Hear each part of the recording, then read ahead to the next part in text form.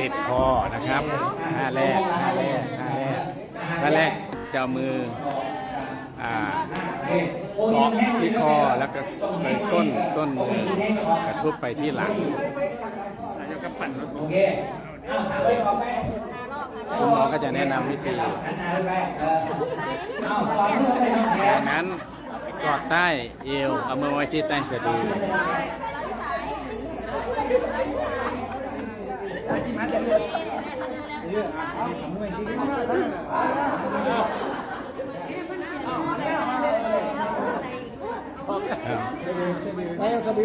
หาสะดือแล้วก็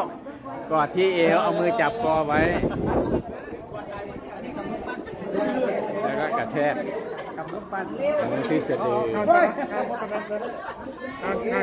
คุณหมอกำลังสาธิตให้ดู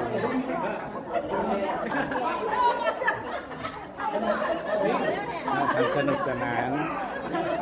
ไปสาธิตการทำไปในห้องมีการสลับกันด้วยนะครับเรียนตากัน